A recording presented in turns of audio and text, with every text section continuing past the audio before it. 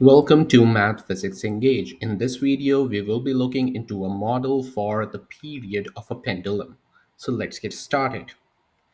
Here, we are given an expression that is defining the model that starts with t equals to 2 pi, where t is the period of the pendulum.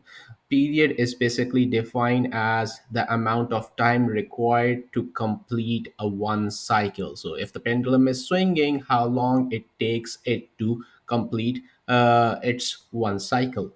That period is given by 2 pi times square root of L over g, where L is our length and g is the acceleration to the gravity. So let's say I have a string of length L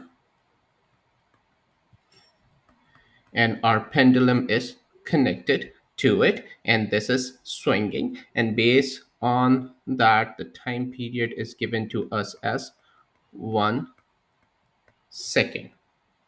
Okay, now g value of g is the acceleration to the due to the gravity, that is 9.8 meter per second square, and we have to figure out the length to the nearest centimeter. Okay, now once we have all the information highlighted provided to us in the problem, let's try to solve this thing. That t is equals to 2 pi root L over G. Now, since we are solving for L, let's simplify this expression and have just L on one side of an expression and all the other terms on the other side. So we can do that by squaring on both sides so that we get rid of that square root here. This will become t square equals to 2 pi square, and then I have this root L over G square. Now this will cancel out. This will become t square is equals to 4 pi square L over G.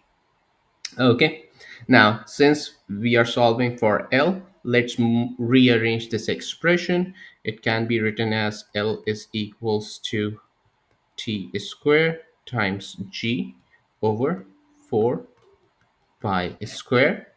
Now we can plug in the values. So t is given to us as 1 second, g is 9.8 meter per second square, 4 pi square. Okay, now if we do the math, do the multiplication here, we are getting the value of 0.248 meter. Okay, so this is the length of the string that is present here. Now in the question they are asking us to provide the length in centimeter, so we can convert this meter to centimeter, and the relationship is also provided to us that 1 meter is equals to 100 centimeter. So let's do that. We have 0.248 meter times 100 centimeter over meter. Meter will cancel out, and if we multiply these two, it becomes 248 centimeter. So this is our final